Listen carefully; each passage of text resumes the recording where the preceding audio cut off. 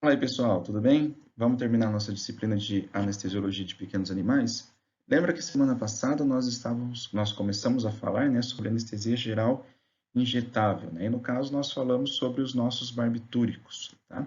Lembra que nós tínhamos terminado a nossa aula com um slide sobre anestesia dissociativa, que é o que a gente vai abordar hoje, ok? Então vamos ver o que nós temos para aprender sobre essas anestesias dissociativas. Então, uma anestesia dissociativa, ela produz um estado semelhante ao que a gente chama de catalepsia. O que seria esse estado de catalepsia? A pessoa, ela está acordada, ela é sensível a todos os estímulos externos, porém ela não consegue responder a esses estímulos. Então, se eu vou lá e faço um estímulo nocivo e doloroso nesta pessoa, ela sente, porém ela não consegue se proteger desses estímulos, né? Ocorre o que a gente chama de rigidez de membros, né? Ou seja, uma hipertonia muscular, tá? É comum a presença de nistagmo, hemidríase e lacrimejamento ocular. Eu tenho manutenção dos reflexos protetores. Ah, mas espera aí, lá em cima você falou que não consegue se proteger? Os reflexos protetores que eu estou falando é reflexo corneando, reflexo palpebral, reflexo laringiano, né? Então, você não vai conseguir entubar o seu paciente se ele estiver sob o uso de, se você fizer, né, na verdade, de uma anestesia dissociativa, tá? Então, é isso que são esses reflexos protetores, tá? Ah, tem um certo grau de analgesia, só que essa analgesia não é o ideal, não é o suficiente para se fazer uma cirurgia, no caso, né? E você tem uma certa resposta a estímulos sensoriais. Só que lembrando, voltando ao que nós conversamos aqui em cima, tem uma certa resposta, só que não é uma resposta protetora, digamos assim. O animal está sob efeito de uma anestesia dissociativa, você vai lá e faz uma incisão cutânea. Logicamente, ele tem uma certa sensibilidade, ele vai ter uma certa resposta a essa incisão cutânea, né? Só que lembra que o animal está, abre aspas, cataléptico, né? Ele está nesse estado semelhante à catalepsia, então ele não consegue se proteger, ele não consegue se movimentar frente a esse estímulo nocivo, que é o que a gente acabou de conversar, tá? Então, essa que é a nossa anestesia dissociativa. Então, na verdade, uma anestesia dissociativa não produz um estado anestésico verdadeiro, né? Lembra que o animal mantém reflexos protetores, abre aspas, o animal está acordado, ele só não consegue responder a esses estímulos, né? Eles não exercem efeito lá naquele GABA, lembra que a anestesia dissociativa faz isso, né? Abre os canaizinhos, os receptores para o GABA, os canais iônicos, onde o GABA vai agir, e a nossa célula vai se hiperpolarizar, né? Aqui na verdade. Aqui, quando a gente fala de anestesia dissociativa, eles não exercem efeito nesse receptor GABA. Basicamente, eles são antagonistas de um neurotransmissor excitatório, que é o glutamato. O glutamato é um neurotransmissor que excita o sistema nervoso central, né? Então, a anestesia dissociativa vai lá e antagoniza esse glutamato nesses receptores, tá? N-metil-D-aspartato, ou NMDA, certo? Esse receptor NMDA é ligado ao canal de cálcio. Então, olha só, se eu ligo esse receptor, ou se eu ativo esse receptor NMDA, eu abro e aumento a entrada de cálcio na célula. Lembra que a entrada de cálcio é necessária para ocorrer a fusão dessas vesículas sinápticas com a membrana pré-sináptica e ocorrer a liberação desse neurotransmissor, não é isso? Se eu não tenho a ação desse receptor, não tem entrada de cálcio, não tenho liberação do nosso neurotransmissor. Então, aqui só para a gente entender um pouquinho, né? Olha só, o glutamato está aqui, promove a entrada de cálcio dentro da nossa célula nervosa, né? Olha o receptor NMDA aqui também, né? Ele proporciona a entrada de cálcio dentro dessa membrana pós-sináptica, né? Promovendo, portanto, a continuidade da transmissão da informação. Então, aqui alguns efeitos, né, dessa anestesia dissociativa.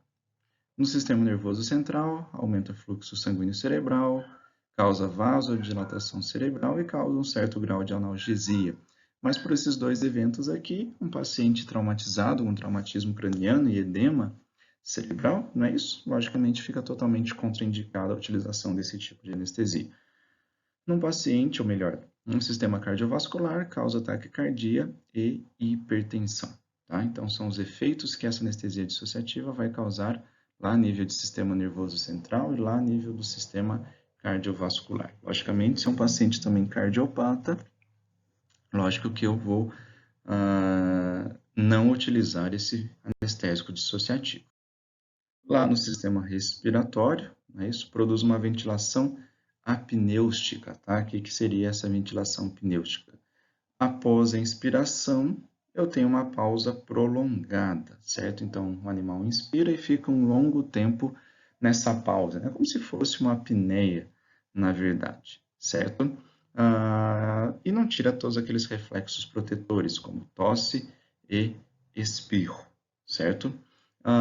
Outros efeitos importantes, né, do nosso anestésico dissociativo. Lembra dos reflexos que ele se mantém? Então, tá aqui, ó, óculo palpebral, reflexo auditivo, olfativo, aumenta a pressão intraocular além da pressão intracerebral, não é isso?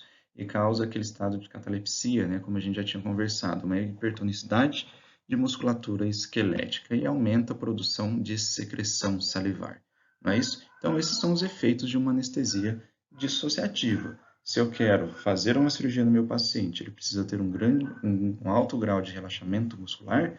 Logicamente, isso daqui também está totalmente contraindicado, né? Ele causa rigidez, uma hipertonicidade de musculatura. Então, inviabiliza também quase que todos os procedimentos cirúrgicos. Então, para que a gente vai utilizar um anestésico dissociativo? De repente, para contenção química, para fazer um exame de diagnóstico, para um exame clínico e assim por diante.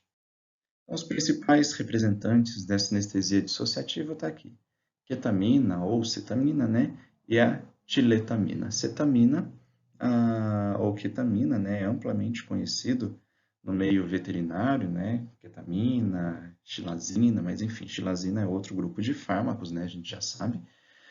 Mas a ketamina é amplamente utilizada. E a tiletamina, né? Tá aqui, ó.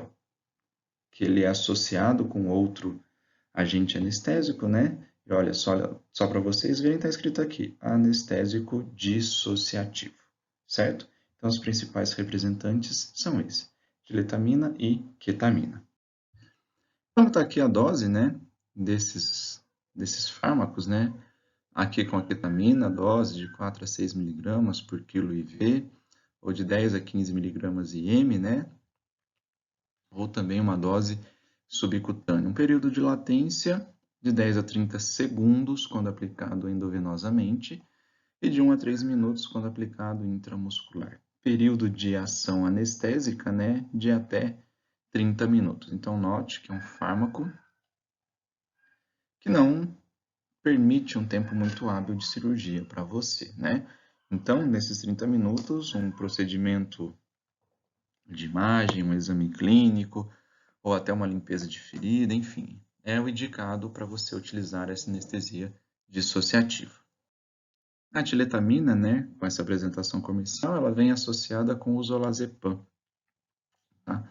Zolazepam nada mais é do que um benzodiazepínico, que causa um certo relaxamento muscular, certo? Então está aqui a dose para cães e gatos, endovenoso, IM. Período de latência IV também é extremamente rápido, 30 segundos, e quando intramuscular, até 3 minutos, né? Período de ação anestésica varia, chegando até a 1 hora. Então, aqui nós já temos um certo grau de analgesia, um certo grau de relaxamento muscular.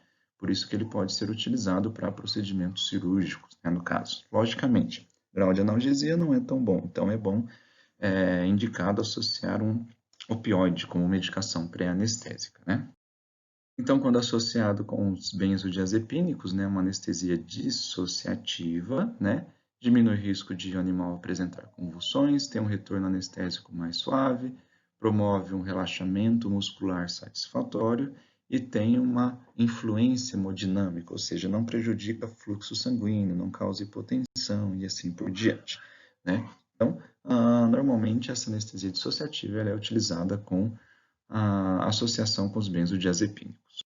Então, nós falamos da anestesia barbitúrica, da anestesia dissociativa e agora vamos falar da anestesia não barbitúrica, certo?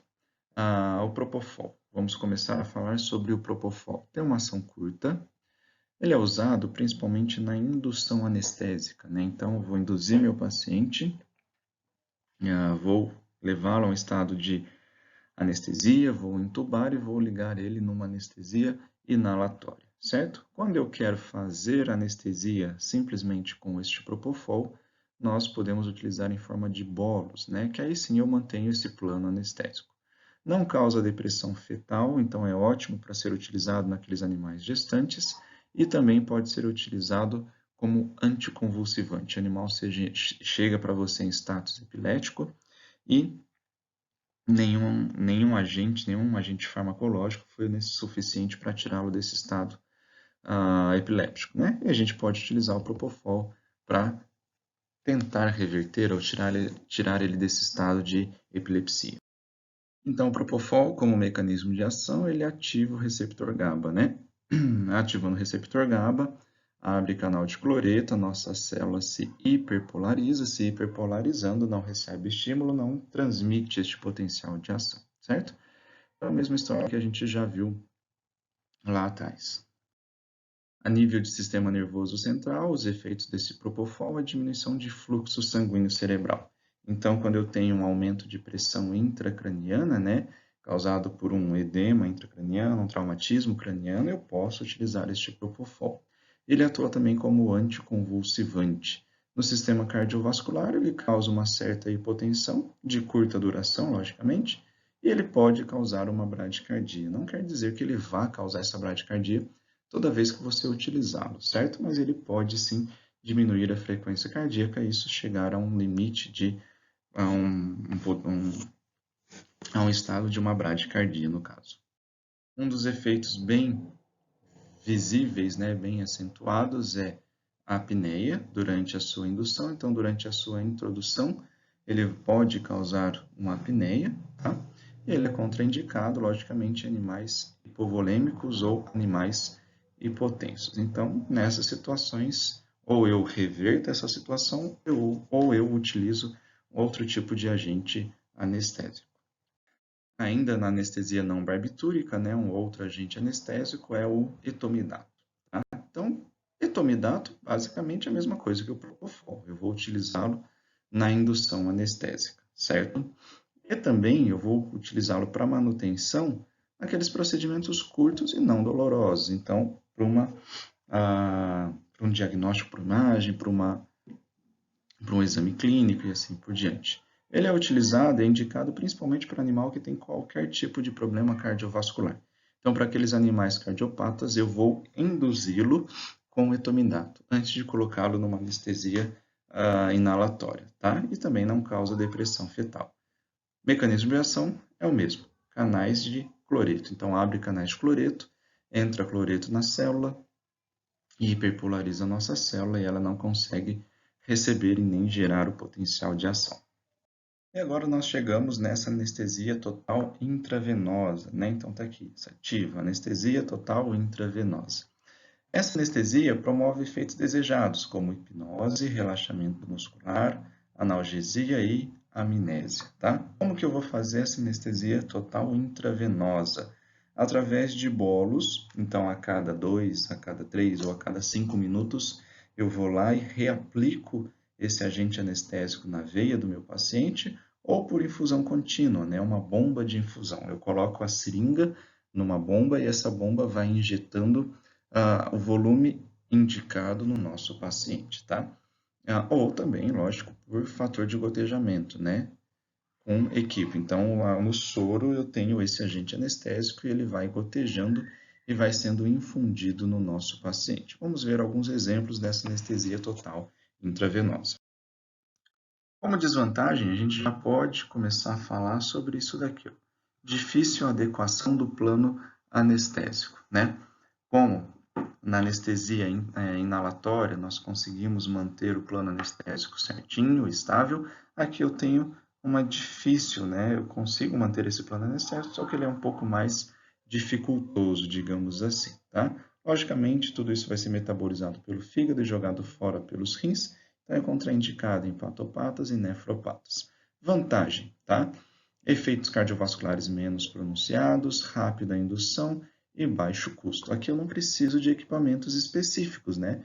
Eu preciso do anestésico injetável, eu preciso calcular certinho, ou até quando mais detalhadamente, né, a gente precisa de uma bomba de infusão, certo? Mas mesmo assim não são aparelhos tão caros quando comparado a uma anestesia inalatória. E aqui são alguns exemplos, né, dessa anestesia total intravenosa, né?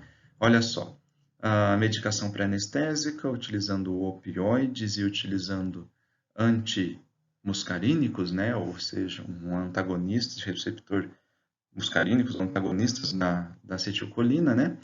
Como indução, aquele propofol que a gente já falou, olha só, endovenoso nessa dose, e para promover a manutenção, o mesmo propofol, só que agora, olha só, 0,3 mg por quilo por minuto. Então, se a gente pegar um animal de 10 quilos, né, eu vou utilizar 3 mg por minuto, certo?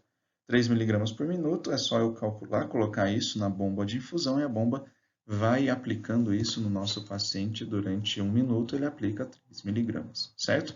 Um outro exemplo de anestesia, olha só, uma indução com propofol, com lidocaína e com ketamina, certo? E uma manutenção com propofol, com lidocaína e com ketamina. Só que, logicamente, as doses bem reduzidas, certo? Outro exemplo aqui, ó, medicação pré-anestésica, uma acepromazina, indução com propofol e a manutenção com o propofol, com o próprio propofol. Inicialmente com uma dose um pouquinho mais alta e depois com uma dose mais baixa.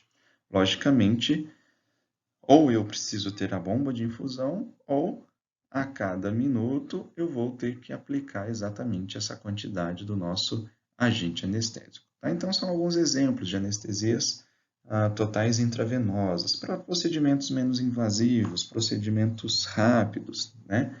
Procedimentos não tão cruentos, eu posso utilizar esse tipo de anestesia, certo? Então é isso, pessoal. Falamos sobre anestesia barbitúrica na semana passada e agora terminamos a nossa disciplina falando sobre anestesias não barbitúricas e anestesia dissociativa. Espero que tenham gostado e nos vemos na próxima. Grande abraço a todos.